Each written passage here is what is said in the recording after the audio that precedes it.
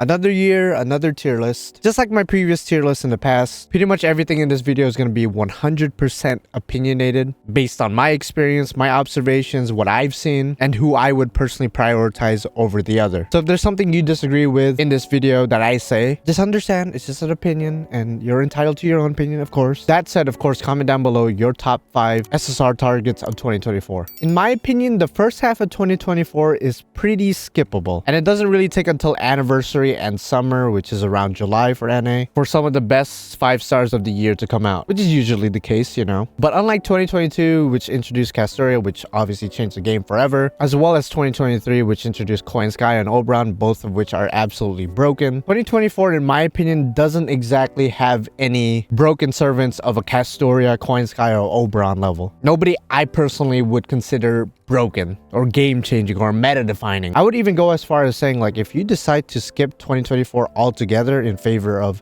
2025 or maybe Lostbelt 7, as long as you already have an established account with all the broken servants, namely, you know, the aforementioned Castoria, Koyan, Oberon, Scotty, and you already have a good number of loopers across all the card types, then I think you could get away with skipping out on 2024, honestly. But on the flip side, if you're a newer player or just an unlucky player that doesn't have all the meta servants, just know that this year is pretty much going to have every limited SSR servant have a return banner or rerun banner. With the exception of Benyanma, I mean, she just got a rate up this past Christmas event. That, and there's also the Thanksgiving banners for NA, and you never know, they might throw in Benyanma in there just because, again, she's like the only servant who doesn't have some kind of a return banner for 2024, so I could see her coming back for Thanksgiving maybe. Otherwise, again, every limited SSR is going to have a rate up throughout 2024, so if there's someone you're missing, maybe you're missing Merlin, maybe Castoria or whatever, then just keep a lookout for them. On the right hand of the screen, I have the roadmap of 2024, which was posted by Alice over here, Atelier Arisu, over on Twitter and on Reddit. So if you want to support them and follow them, then go right ahead and do so. Shout out to them for creating this roadmap. And you can use this as a reference to plan out your year. It's not going to be 100% accurate. You never really know when things are going to come out, only roughly when they're going to come out. But I think Alice here did a pretty good job sorting all the banners and all the SSRs that's going to have a rate up this year. I will also be putting a link in the description for the original post of this roadmap if you want to save it for yourself and look at it. Now let's go talk about the tier list. So on the left hand side, you can see the 2024 SSRs, the new ones. As per usual, I don't include the 4 stars or any of the free servants. So these are going to be the servants I'm going to be working with. As far as the tier categories, the lowest tier possible is meh, up to you, but skippable. So these are basically the servants that might be bad, might be underwhelming, and for the most part, at least comparatively speaking to the rest of the servants in the game or the rest of the servants that's coming out in the year, the servants in this tier are going to be largely skippable, at least in my opinion. Servants that if you skip out on, you're really not missing out on anything. And in the end of the day, it's up to you if you want to roll for these servants. Maybe you like them character-wise, or maybe they work in a really niche, fun team that you might have. The second to the most bottom tier is good, but there are many alternatives. Pretty self-explanatory, basically good servants that are good at what they do, whether that be looping or challenges or support. And they're not necessarily bad or horrible servants, it's just that there are many other servants that either come out later or come out beforehand who either do their job on the same level or maybe even better than them. If you go for servants in this tier, then it's not gonna hurt you for sure. Having more options, more alternatives is always a positive, especially again if you're a newer player and you don't have all the best loopers or best servants in the game, then the servants in this tier will serve you well. And then the next tier up, the second to the highest one, is highly recommend. These are some of the best servants to come out of the year. Really, really good servants with little to no competition, meaning that there's very few servants that can do what they do,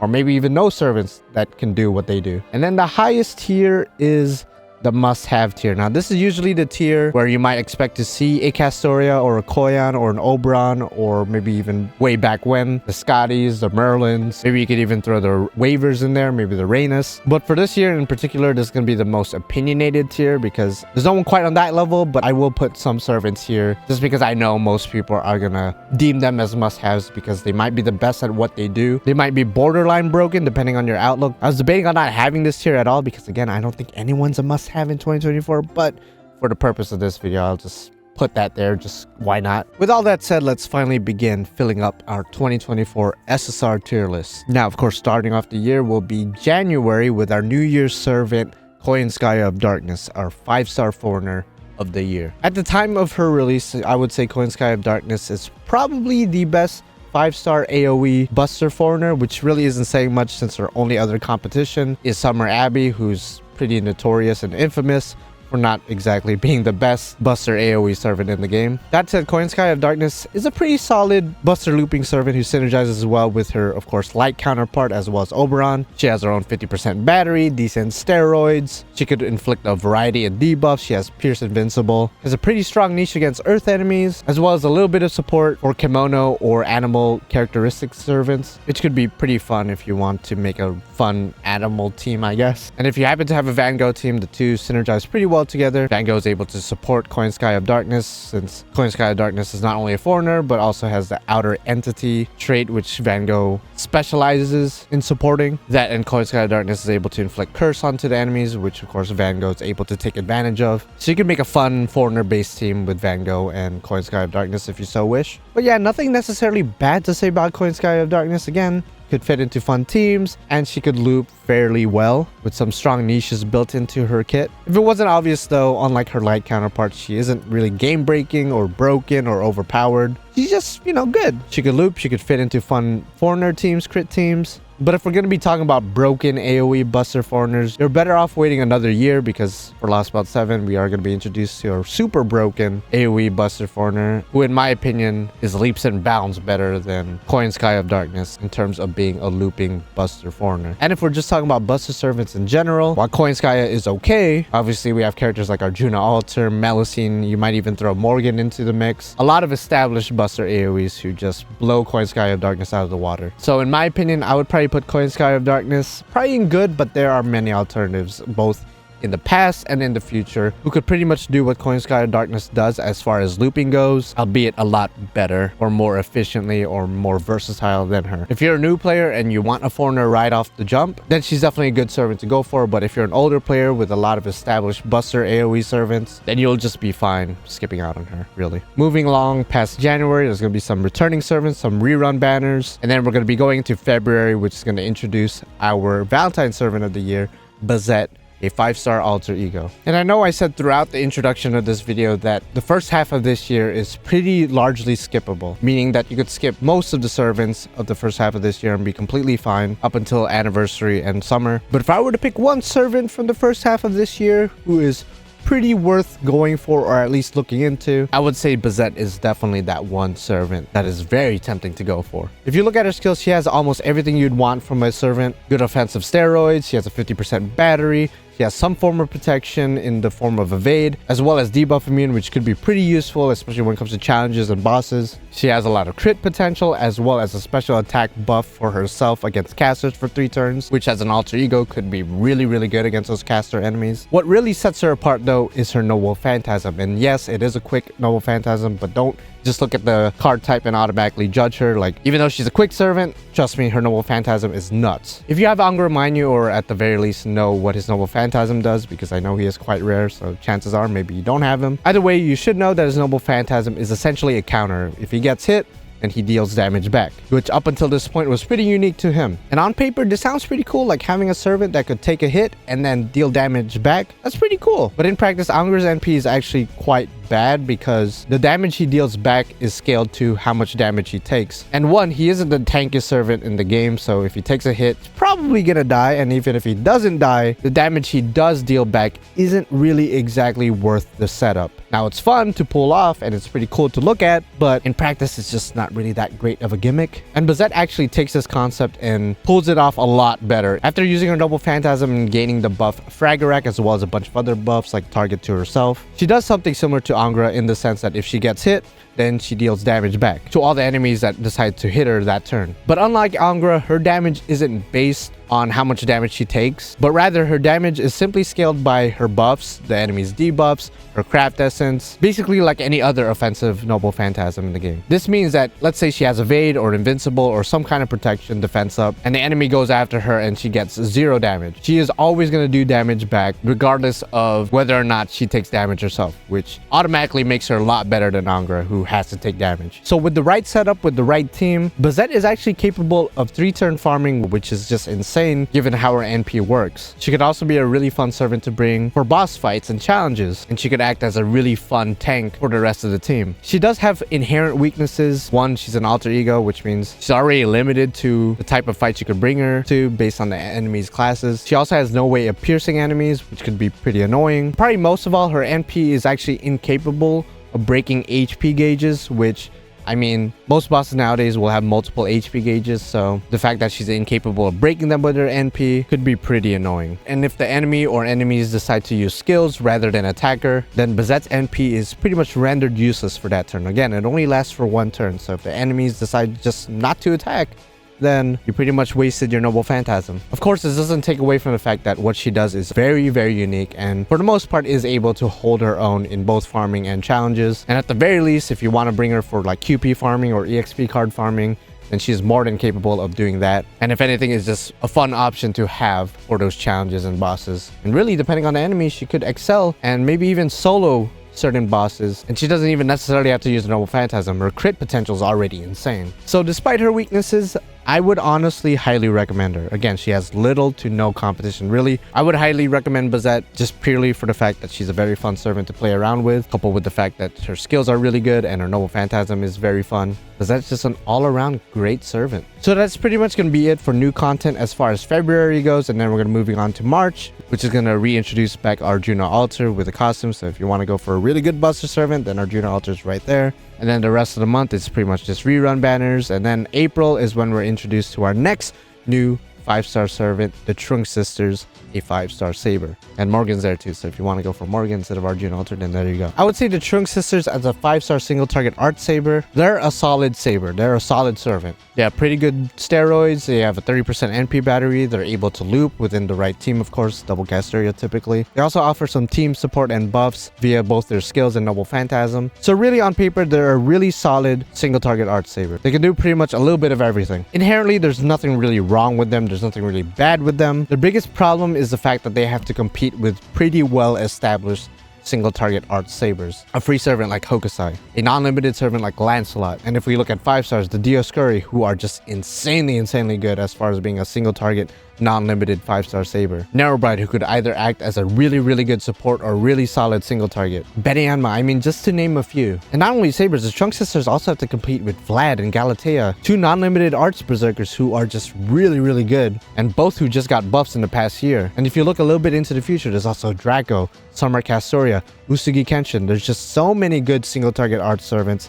It's insane. And again, this is not to say the Trung Sisters are horrible or bad or trash or anything like that, but I can't really recommend going for the Trung Sisters and prioritizing them. Of course, if you're a newer player and thus are in desperate need of a really good solid saber, then going for the Trung Sisters won't hurt you at all. But if you're an established player, then you could just skip out on them really. So I'd probably put the Trung Sisters probably where Koyanskaya is at, because they are good, but at the end of the day, there's just so many really good alternatives out there who could do their job just as good, if not better than they can. So I think I'm okay with putting them at the good, but there are many alternatives tier. A little bit after the Trung Sisters, we will be introduced to Super Bunyan, another 5-star alter ego, this time an AoE Buster Servant. And just like Koyanskaya, as an AoE Buster Servant, automatically Super Bunyan has to compete with the likes of Melusine, Arjuna Altar, Morgan, and if we're just looking at alter egos, King Protea. But I would argue, and I hate to do this to Super Bunyan, I would say she's in a worse position than Koyanskaya of Darkness is. Being an alter ego is already pretty limiting, but coupled with the fact that Super Bunyan doesn't really have the best inherent buffs in the world, that and her NP battery skill cooldown is a bit too long to be able to efficiently loop with double Koyan and Oberon, just makes her not that worth going for from a gameplay standpoint. If you like her, and I know she's a fan favorite, then definitely go for her. She's just not that strong. And yes, her Noble Phantasm does have a special multiplier or niche that if she's able to get to, she could do up to 150% extra damage, which could be quite good. But again, as an alter ego, that's already limiting, and the fact that Arjuna Altar is a berserker and could get to his niche a lot quicker, a lot faster, a lot easier, just makes Super Bunyan look that much weaker. And I hate to keep comparing these new servants to older servants, but that's kind of what you have to do, especially since pretty much all the limited servants are going to have a rate up this year. I just wouldn't prioritize Super Bunyan, honestly. Again, if you like her, go for her, but I think she's mostly skippable. Sorry, Super Bunyan. I love you. I love your design. I love your character. I think you're really cute. Your Noble Phantasm is really cute, but from a gameplay standpoint, you're just not it. Moving on from Super Bunyan in April, we will be ending the month with the introduction of Constantine, a 5-star rider, in preparation for the release of Lostbelt 6.5 Trung. And depending on your playstyle and the servants you have in your Chaldea, who you like to use, who you don't like to use, Constantine could go from being a okay servant to go for, again, depending on your playstyle and who you have, to, in my opinion, being one of the worst 5-stars to go for in 2024. In fact, some people, not necessarily me, some people might even say he is one of the worst 5-stars in the game, period. And what do I mean by that? Basically, let's say you like using Romulus Quirinius, for example. Maybe he's grailed, maybe he's at a high NP level in your account. You love using him. Or maybe you like Chengong teams. You like sacrificing other servants for the memes and you like that big, strong Chengong damage. I don't know. Maybe you like to keep it nice and simple, but at the same time safe and play a lot of stalling teams that might take dozens and dozens of turns to get done, but it gets the job done in a nice, reliable, and safe way. So if any of those are your playstyle, Constantine might be worth going for, really. A lot of his kit focuses on him tanking hits as well as protecting the team with defenses, and if he happens to be teamed up with servants with the Roman trait, aka Romulus Quirinius, then he could give them additional buffs as well. And the reason Constantine works well with Chengong is because with Constantine's 3rd skill, if he gets killed, then the rightmost ally will get a variety of different buffs. And if you know how Chengong works, then he sacrifices the frontmost ally or frontmost team member. So if you put Constantine there, then you pretty much get free buffs. Otherwise, aside from those niche teams, depending on your playstyle, Constantine is definitely not worth going for. And I know some people are going to put in the comments like, no, Constantine's actually really good when it comes to this quest and that boss and this kind of team, which is all well and good. Most servants, if not all servants, could work in different environments and could be considered broken depending on the setup and the team. But given his kit, I just don't think he's worth being a 5-star. Had he been like a 4-star or a 3-star, I think Constantine would be a little bit more worth looking into. But the fact that he's a limited 5-star rider, I don't know. I would put him skippable. In my opinion, if you want defenses, you'd go for Castoria. If you want defenses from a non-limited servant, maybe you don't have Castoria, you'd go for John. And not even just John, you could literally go for Mashu if you want defenses, literally like the first servant with 0 cost. When it comes to stall teams, there's so many other servants out there. Like, do you really need Constantine for a stall team? I don't know. I just don't think he's that versatile and that splashable to the point that I would prioritize him. Again, depending if you like Romulus Quirinius, Chengong teams, or you want to have every stalling servant possible, then yeah, go for Constantine. It's just, he's not that great. He's not that versatile. And to me, having a versatile servant who's able to do a little bit of everything, I think is just better in the long run. Or on the other side, if they're not versatile and very niche, but they're really, really good at what they do in that niche, I think they're a lot more worth it than Constantine, who just, it's a really weird and specialized kit. So again, I would skip out on him, but it depends on you. Following Constantine for Lostbelt 6.5's release will be the 5-star saber Charlemagne, somebody that people have been waiting for since its introduction in Fate X Stella. As an AoE quick saber, people are automatically going to be comparing him to another quick saber who just came out months earlier, Somewhere Okida Altar, and I think most people agree, even though there's some differences between the two, they perform pretty much on the same level. Again, some minor differences here and there, but if we're talking purely as looping quick servants, they're pretty much on the same level. So if you already have Somewhere Okida Altar, maybe Charlemagne isn't worth going for from a gameplay standpoint, although I do know that most people are going to be going for him, like him, because, I mean, he's him, he's Charlemagne, he's that guy. But again, gameplay standpoint, same as Okida Altar, or Somewhere Okida Altar, I should say. Meaning to say he's a solid and good quick servant to have. Of course, he's not on the level, I would say, of like a Karen, and Karen, at this point with a buff, is pretty much considered the best AoE quick servant, at least at the time. And then later down the road, we get Scáthach-Skaði and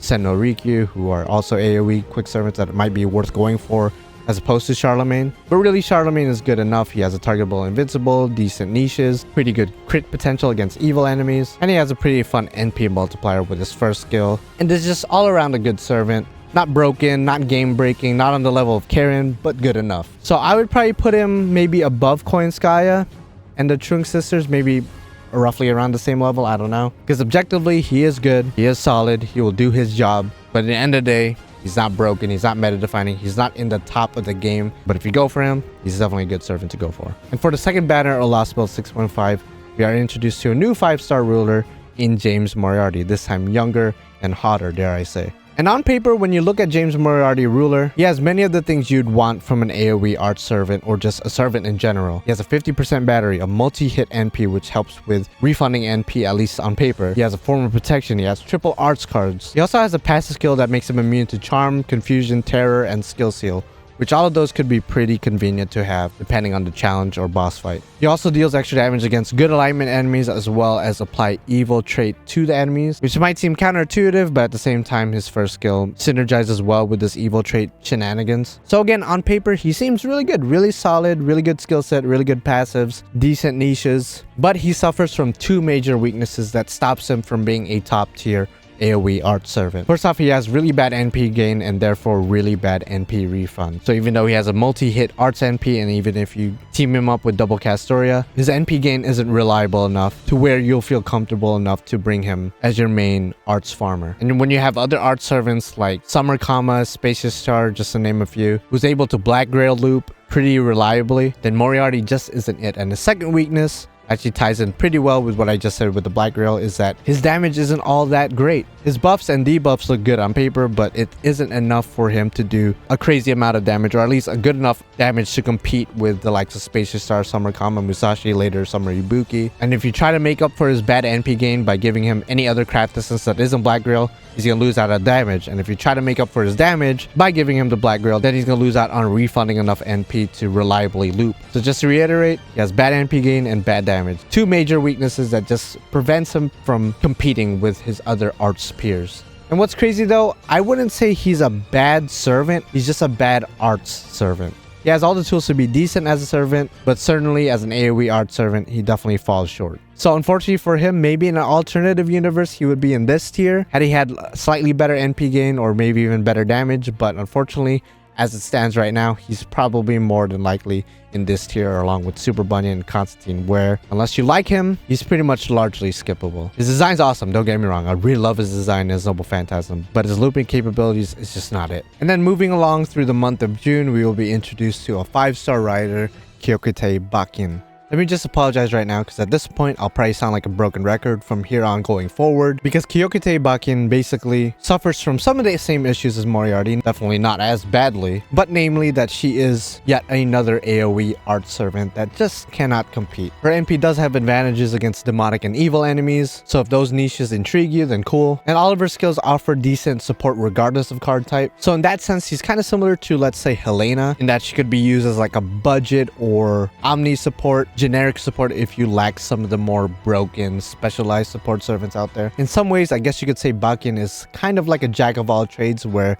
she's sort of good at everything. She could somewhat loop, she could somewhat support, but she's definitely not a master at any of these departments. Definitely far from game changing, far from being broken, but I would put her at good, and there are other alternatives just because she can do a little bit of everything on a decent level. I could see her being good early game or for like newer players, as well as being sort of a backup servant that you could put in the back for veteran players, just in case your frontal line gets eviscerated. Then she could come out and sort of be that last push of support that you might need. But then again, there are many other servants that could fill that niche, so that's why she's in this tier, where she's good but not necessarily a master or the best at her certain niches. Along with Kyokutei Bakin for this event, for the part 2 banner, we will also be getting a new 5-star archer, Minamoto no Tametomo. And if I'm not mistaken, he's the only non-limited new 5-star of this year. And just like in my previous tier list, and almost purely because he is non-limited and therefore could spook you at any given point, I would put Tametomo at skippable. That might seem a little bit harsh, but in my head, if you're non-limited and you're not on the level of like a Waver or a Tamamo or even a John, you shouldn't be prioritized over most other limited servants. To be fair though, from a gameplay standpoint, he's actually a pretty good archer, all things considered. He has pretty good skills, he has guts, pretty good batteries, pretty good steroids, and I would say his Noble Phantasm is probably the best part about him. Not only does it ignore invincible and ignore defense, but it also does extra damage against lawful enemies, which is a good chunk of servants. And if he happens to be near water, then he also further decreases the enemy's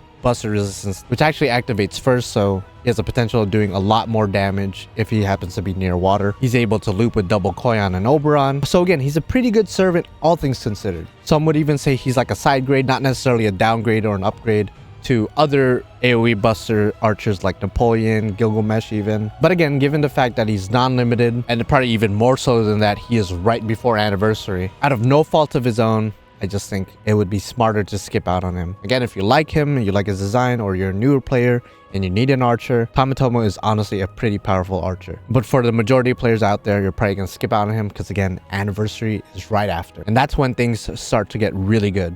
Moving on from July, going straight to anniversary, we will be introduced to Archetype Earth, a 5-star moon cancer, who you guys might know by another name, Arcueid, from the Tsukihime series, or the Multi-Blood series, depending on which one you played and which one you associate her with more. And if you've been a fan of Type Moon for a while, you should probably know her. Just from seniority alone, just the fact that she's such an integral part of the Type Moon universe, automatically people would probably put her at must-have. But what about from a gameplay standpoint? Is she a must-have from a gameplay standpoint? If you look at her skills, she has a fairly simple skill set, but it is highly effective. So not only does she have a whopping 100% NP battery with her second skill, she also has pretty good steroids, protection for the entire party, and also buff removal resist for good alignment allies, which actually comes in handy quite often, and a little bit of utility with skill seal to all the enemies with her first skill, which could be pretty useful. Keep in mind though, even though she is an AoE Buster Servant that could loop with double Koyan, she actually can't Black Grail loop with double Koyan and Oberon. That's due to her second skill having too long of a cooldown, to the point that by turn 3, she still needs one more turn to get her battery back, which means even with double Koyan and Oberon, she's still going to be missing some NP percentage in order to loop. There are workarounds around this though, and she could actually Black Grail loop without Oberon, teamed up with just double Koyan, no Oberon needed, as long as you are equipped with the Atlas Academy Mystic Code, since that Mystic Code allows you to lower her cooldown further to the point that by turn 3, she should be able to use her second skill again. Alternatively, you could also have another servant instead of Oberon who can effectively do what Atlas Academy does in lowering her cooldown. In most cases, players will just use Atlas Academy instead of bringing another servant in place of Oberon just because it's faster and there's not too many other servants that offer skill cooldowns. Either way, she's a good Omni Looper with a unique ability to change the field to the Millennium Castle for 3 turns after using her Noble Phantasm. And the Millennium Castle field isn't just for aesthetics or just for the really cool music in the background. The field change does 2 main things. One of them being enabling her third skill to activate the NP gauge for all allies except for herself. That goes up to 30%, which is really good. And the field change also increases all of her card effectiveness via her passive skill by 30% each, while of course the field change is enabled. Keep in mind several things though. If you keep using her Noble Phantasm, her passive skill is not going to stack, so it's not going to go from 30% after using the NP once to 60% the next turn, or 90% or whatever. It caps at 30% and that's it. That, and if you transition to another wave and the field changes back to what it normally is, the field is still considered the Millennium Castle as long as the top right buff is shown there. So just keep those 2 things in mind. Her NP also does extra damage against chaotic enemies, as well as further increases the NP gauge of all pseudo-servant allies, which most of the time you're probably going to be teaming up with double Koyan, but if she happens to be teamed up with pseudo-servants, then just know that they get an extra NP gauge. And that NP gauge for pseudo-servants could be from 20% bare minimum all the way to 40% depending on overcharge. Again, pretty convenient, but most likely that's not going to come into play too often. So she has a solid skill set. She's able to double Koyan loop with the Black Grail. She has a pretty cool gimmick that changes the field, that further increases her damage, as well as a decent amount of support with her third skill and of course her Noble Phantasm. So the question is, how does she compare to other top tier Buster Loopers, namely Melusine, Morgan, Arjuna Alter, and so on? So because she is a Moon Cancer, Arc is more than likely going to do neutral damage 9 times out of 10. That, and she can't really Black Grail, double Koyan, Oberon loop, means she is on the weaker side in terms of Buster looping. When it comes to Buster looping, Melusine just has better steroids, plus access to Oberon, Arjuna Alter and Morgan being a Berserker, and also having access to Oberon means that a lot of times they're also going to outdamage Arcueid. And this is coming from somebody with an NP3 Grail to 100 arc. I use her for farming pretty often, but when it comes to those higher level 90 plus quests, I do find her struggling pretty often, where other Buster Servants like Melusine would not struggle at all. So if you intend on using Arc as your main farmer, you absolutely need to get her at a pretty high NP level in order to maximize her damage. Now, when it comes to daily quests like QP, EXP, or whatever, then she'll do just fine. It's just when it comes to those higher level farming quests, that's where she starts struggling. All that said, from a gameplay standpoint, I would say she's not a must-have. Like, if I were to be super objective, she would probably be down here with Bazett. Some might even go as far as saying maybe even down here. I wouldn't go that far though. But because she is Arcueid, because she is a fan favorite, I feel like it's only right to put her at must-have. Plus, it's not like she's a horrible farmer or anything like that. She's still amazing. She's still really good. And who knows, maybe there's people out there with Koyan, but they don't have Oberon, so she's a nice alternative to have just in case you cannot make full use of Melusine or a lot of other Buster farmers. As long as you have Atlas Academy and double Koyan, she'll do just fine. Just remember, get her at a high NP level, maybe even consider grailing her, because you definitely want to make up for that lack of damage that she might have. Again, she's also the Anniversary Servant, so we will be getting a lot of quartz from Anniversary, so consider using all those quartz on her. But chances are you're going to invest a lot of quartz on her and also invest a lot of quartz on the banners right after her, which are the summer banners. So assuming you're not absolutely broke and you still have quartz or tickets or even money, then we will be getting the summer banners, which is not just going to introduce one new SSR or two new SSRs, but we're going to be getting 3 new limited SSRs, and all of them are quite good, so spend accordingly, plan ahead of time, make sure you are ready. Because between Anniversary and Summer, those two alone are just absolute wallet killers. And the first Summer 5-star of this event of 2024 is Proto Merlin, or as she likes to go by, Lady Avalon, a new 5-star pretender. And her class really does not matter in this context, like being a 5-star pretender doesn't really change anything, at least in my opinion. She more or less is just a 5-star caster. With that said, if you look at her kit, she's basically a slightly different arts version of Merlin. Similar passive, similar NP battery, similar team protection, even similar Noble Phantasm. She has some differences here and there, such as not really healing the team but just increasing their max HP, as well as providing overcharge with her second skill, but for the most part, by and large, she's very, very similar to Merlin, just more focused on arts rather than Buster. And just like Merlin too, Lady Avalon's main focus is not looping. You could use her for looping for certain quests and certain bosses, but she's definitely not as effective as Castoria would be, especially in farming. She excels a lot more in slower stalling teams or in situations where maybe you can't bring Castoria. She's a good substitute for her. And if you use her in tandem with, let's say, Tametomo or Narrow Bride, then Lady Avalon is a nice option to have. Basically, think of her as like a plan B just in case one Castoria dies, or maybe if you need that extra push, you could put her in the back with, again, a Narrow Bride or a Tametomo if you need to plug suit one of the Castorias out or something. A lot of the time, she's not going to be your main art support, is essentially what I'm trying to say. So if it wasn't obvious, she's not in the level of Castoria. She's not in the level of Koyan or Oberon. At the very least, she's at the level of Merlin, if not a little bit lower. Because if you already have a lot of the meta-defining servants and you already have Tametomo, Narrow Bride, or a lot of the other cheaper art support servants that you could use as backup in the event you cannot bring double Castoria or one of the Castoria dies, then you probably don't need Lady Avalon. I understand she's like a fan favorite, but objectively speaking, from a gameplay standpoint, she is simply a nice, convenient servant to have around, but not at all broken or not at all game-changing. But in the end of the day, she is still good. Her kit is really good. Being an arts version of Merlin definitely benefits her a lot. So I would put her at highly recommend. Again, I wouldn't say must-have because she's not meta-defining. And if you're a newer player and you don't have these other meta supports, then she is a decent substitute. She's not a one-to-one perfect replacement for Castoria, but just like Tametomo and Narrow Bride, she's just a nice alternative to have. Anyway, moving on from Lady Avalon, the second 5-star summer 5-star of this year is Ibuki Douji Berserker. And for a lot of people, Summer Ibuki is probably the best servant of this year. And in the grander scheme of things, some people would even say she is the best arts looper in the entire game. So not only is she a Berserker, which means she's already going to outdamage her fellow arts loopers 9 times out of 10. And Ibuki also has the highest attack out of all Berserkers, at least at the time of release, along with really good steroids and a 50% battery, with really good NP gain and a multi-hit NP. So remember what we said about Moriarty earlier, where he suffered from not doing enough damage and not getting enough NP refund, which really holds him back? Ibuki has none of those weaknesses at all. And let's say you're doing a challenge or you're fighting a boss and they spam defensive buffs or spam invincible or evade. Unless it's unremovable, Ibuki's NP does remove those defensive buffs before damage, meaning she is pretty much guaranteed to hit. And pretty much guaranteed to hit hard too, not only because of her steroids, but because she also does extra damage against earth enemies, which is a good chunk of servants out there. So in terms of NP looping, in terms of NP damage, in terms of even crit, Ibuki has everything you need and more as far as being an AoE arts looper, which is why she's considered one of the best, if not the best, arts looper in the game. Granted, she doesn't really have that much utility or any form of protection, but at the same time, if you're going to be teaming her up with double Castoria anyway, or Lady Avalon or Tametomo or Narrow Bride for that matter, then they'll be able to protect Ibuki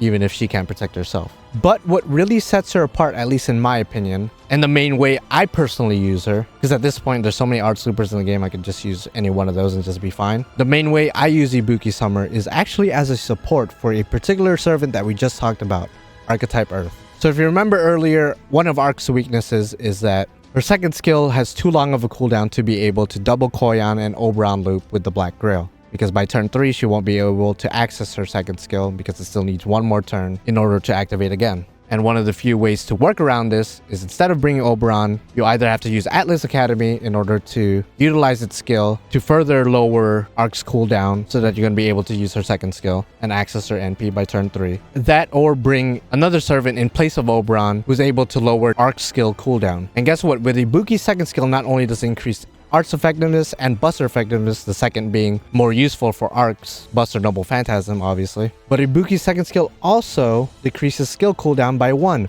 which is just enough for Archetype Earth in order to access her second skill. Combined with the fact that Ibuki's first skill also increases everyone's attack, Ibuki really helps Arc's lack of damage. And in the event you still need a little bit more damage in order to pull out the win, if you set up the team just right and make full use of Arc's third skill that increases everybody else's NP gauge by 30% if Millennium Castle is on the field, then by turn 3 Ibuki Berserker should have her Noble Phantasm ready to go, along with Arc's Noble Phantasm. So you could use both their Noble Phantasms in the same turn by turn 3. Granted, yes, Ibuki's not going to hit as hard because more than likely she's not going to be equipped with Black Grail, and you're not going to be teaming her up with double Castoria since the main focus of the team is Arc instead, in which case you're going to be using double Koyan instead of double Castoria. But when you take everything into account, the fact that Ibuki increases everyone's attack with her first skill, further increases Arc's Noble Phantasm with her second skill, and can act as a second Noble Phantasm for turn 3 just in case you need that extra bit of damage from her NP in situations where Arc's NP might not be enough, Ibuki just solidifies herself as one of the best servants of this year.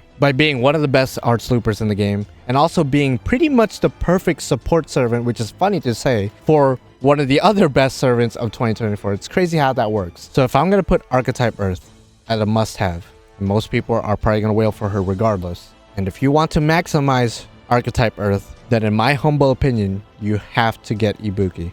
Ibuki could act as both a looper, and one of the best loopers at that, but also act as the perfect partner for Archetype Earth, which is crazy. Had it not been for her synergy with Archetype Earth, I probably would have bumped her down a tier, because at the end of the day, being a good looper isn't really saying much in this day and age where there's a lot of good loopers, and being the best looper isn't really saying much since, in my opinion, it's somewhat negligible. But because she could act as that extra bit of support for one of the best servants in the game, or one of the best Buster AoE servants in the game, I should say, then Ibuki deserves to be in that top spot. Finally, the last summer SSR of this year, Skathi Ruler. Functionally speaking, Summer Skathi is effectively and ironically just another Skathi in the sense that she allows quicks to loop.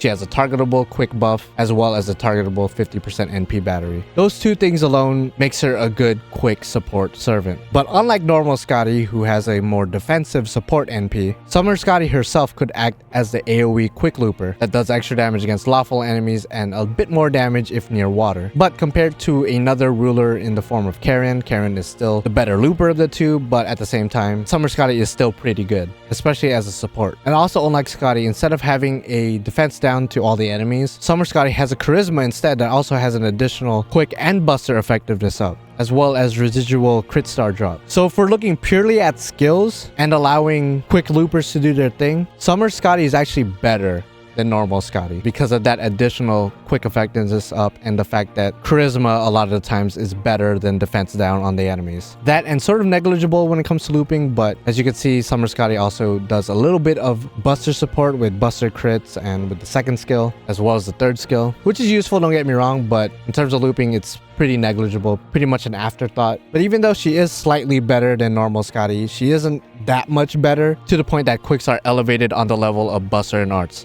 Even to this day in JP, Buster and Arts are still the more reliable of the three card types in terms of farming. Even so, I would say Summer Skathi is a bit underappreciated and underrated because she's able to do something for quicks that quite frankly Buster and Arts aren't able to do on the same level. Outside of farming, there's a lot of quests, story, challenges, boss fights, pretty much annoying difficult quests that does not allow you to bring double Castoria or double Koyanskaya, which forces players to rely on less effective support servants. And yes, there are a lot of good alternatives, like if we're looking at all the arts alternatives to another Castoria, like I said, Lady Avalon, Tametomo, Nerebride, Jufu, Paracelsus, Asclepius. There's a lot of good and cheap accessible arts support servants out there. Same thing for busters. Instead of bringing another Koyanskaya, you could just bring Nightingale or Himiko or Merlin. But even though there's a lot of alternatives for both arts and busters, there's no one-to-one perfect replacement for Castoria and Koyanskaya that allows the loopers, that allows the main offensive servant to perform at their peak. That's when Summer Scáthach comes in for quicks, because thanks to her, if a quest prevents you from bringing a friend Scáthach, assuming you already have your own Scáthach and you have Summer Scáthach in your own Chaldea, you can just bring them and quick loop just fine as if you were relying on a friend Scáthach. So it's that idea of having an account that's self-reliant, that's independent. You don't need your friend support. You can just rely on your own servants, on your own Scáthachs. And yes, this isn't really useful when it comes to farming, which is like 90% of the game, in which case arts and busters will be more effective than quicks. But it's just convenient, you know? It's just nice and convenient to have that option. Because even though they're not as often as free quests where you farm and farm and farm, these very limiting quests are very annoying to deal with. So if you already have normal Scáthach, go for Summer Scáthach. And if you don't have normal Scáthach, still go for Summer Scáthach, because again, she's basically a slightly better version of the normal one. And this might be a hot take because in the end of the day, busters and arts are still the top dogs. But just having that independence, having that self-sufficiency that makes it so you don't have to rely on a friend's support, that convenience is just unmatched. So I'm gonna actually put Summer Scáthach at must-have. Yes, above Lady Avalon. Some people might say she's down here at least. For me, I like having that self-reliance. I like having that independence. So I'm gonna put her at must-have. I'm sure some people are gonna disagree with that. Some people will say, wait, why not just put Lady Avalon up there too? Or put Summer Scáthach with Lady Avalon. Like I said in the beginning of this video, this is all my opinion. And that's pretty much it for summer. I mean, between summer and anniversary, and most people should be saving for both of these, or at least one or the other. So good luck to everyone who's going to be rolling. But of course, the year isn't done yet. There's still 3 more new 5-stars to look over. So moving on from July, going into August. August actually is going to be a dead month. There's really going to be nothing as far as new content goes. The summer event is still going to run until mid-August-ish. Otherwise, nothing really new. But now going into September, Road to 7 stuff, and then the new Gudo Gudo event, which is going to introduce a free 4-star servant in EO, a really good arts looper in terms of budget. But as far as the new SSR goes, we are introduced to Sen no Rikyu, a 5-star berserker. Throughout the video, when I mentioned a quick looping servant, I mentioned Karen, because Karen at this point in the game, even JP, is one of the best, if not the best, quick looper. But alongside Karen, some people would say Sen no Rikyu is actually outright better than Karen. Not only can Rikyu loop really well as a quick servant, but as a berserker, she's most likely going to outdamage Karen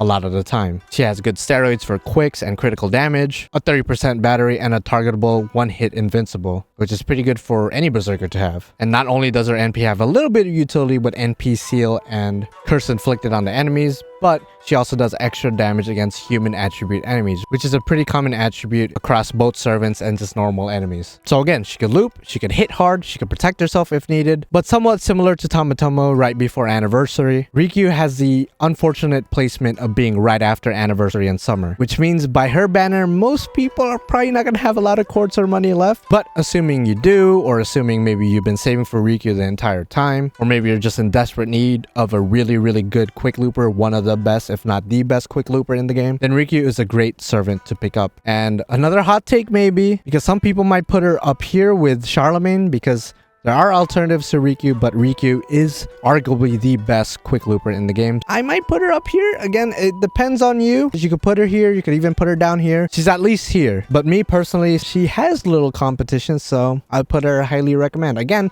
depends if you like quick looping, if you have all the right tools, aka Scáthach or Summer Scáthach or both of them to make Rikyu work, then I would highly recommend her. Moving on from September all the way to October, we will be having the Halloween event, which will introduce a 5-star assassin, Huyan Zhou. I don't know exactly how to pronounce her name, and she is the second to the last new 5-star of this year. Huyan Zhou has the bare minimum to be considered a good looper, as well as having some utility with invincible pierce, buff removal resist, which is really good, and potential stun with her NP, which isn't really good when it comes to farming, but that could be good in challenges and boss fights. Otherwise, in the end of the day, she is still an AoE quick servant that so happens to come right after Sen no Rikyu. Between Rikyu and Zhou, the former is going to be more versatile in terms of farming, charming because she is a berserker as opposed to being an assassin. So while she is good, she is not amazing or groundbreaking. And so I think I'll put her at the same placement as Charlemagne. I think the two are somewhat equal. Charlemagne, I think, a little bit better. In the end of the day, the fact that Karen and Rikyu exist, as well as a lot of other AoE quick servants that are around or above the level of Huyan Zhou, I would just put her in this tier. I think this one fits her the best. And finally, the last servant to be introduced in 2024 in November, late-ish November, is going to be 5-star Lancer Britomart. And just like the servant before her, Britomart kind of suffers from the same issues in that she is an AoE quick Lancer that came sometime right after Senno Rikyu. And while she does have a little bit of utility with a 3-turn debuff immune, which could be pretty useful, and a 2-hit invincible, as well as the fact that her NP is actually pretty powerful in the sense that not only does it ignore invincible, but it has special bonus damage against both riding enemies and rider enemies, which sounds a little bit redundant, but they are completely different. A lot of sabers and lancers and other servants that are outside of the rider class do have the riding trait. So if Britomart is fighting riders, she's going to do assassin-like damage, if not a little bit below assassin damage. And if they also happen to have the riding trait, then Britomart is going to do a little bit more damage as well. But again, this is all well and good and a pretty cool niche, I suppose. In the end of the day, Senno Rikyu still does her job better, just being a berserker and being a better looper overall. And given her placement being towards the end of the year and Lostbelt 7 being around the corner, as well as New Year's being around the corner, even though some might say Britomart deserves to be at the good tier because she is a decent quick servant, her placement in the year towards the end, right before New Year's and Lostbelt 7, I would say she is largely skippable for the most part. Because boy, when we get to Lostbelt 7 in 2025, there's a lot more great servants to look forward to. But that's pretty much it for 2024. So what do you guys think about my tier list? Do you agree? Do you disagree? You know, in the end of the day, this is all opinionated. I know last year some people clowned me for where I put Uchi Avenger, which I still stand by my statement for the most part. And again, it's just my opinion on who I would prioritize. If you think any of these servants need to be higher or lower in the tier list, then more power to you. This is just my recommendation and my priorities based on my experience with JP. And I have to reiterate again, even though there are characters at the must-have tier, in the end of the day, comparatively speaking to the last 2 years of FGO, there's nobody that's a must-have on the same tier of a Castoria, Koyanskaya, and Oberon. So I don't want people to think, oh, you'll put Arcueid, Ibuki, and Scáthach on the same tier as those. No, I wouldn't. But within the year they came out, and at least with Arcueid as big of a fan favorite as she is, I think they deserve to be at must-have. Otherwise, I'm pretty satisfied with my tier list. I think this tier list encapsulates exactly who I would prioritize and who I would recommend, as well as who are the servants I think are largely skippable. With that said, depending on when you're watching this, happy holidays, happy New Year's, and most of all, good luck, because once we get to anniversary and summer, I think a lot of us, we're gonna need that luck. So like the video if you like it, dislike it if you dislike it, and comment down below and let me know what you think about my tier list. And again, let me know who are your priorities for next year. And subscribe to become a supporting character to me, the main character, because without you guys, I'd be the only character, and that would honestly be pretty lonesome. I don't want to be lonely. So please subscribe. All right. I'll see you guys later. Bye-bye.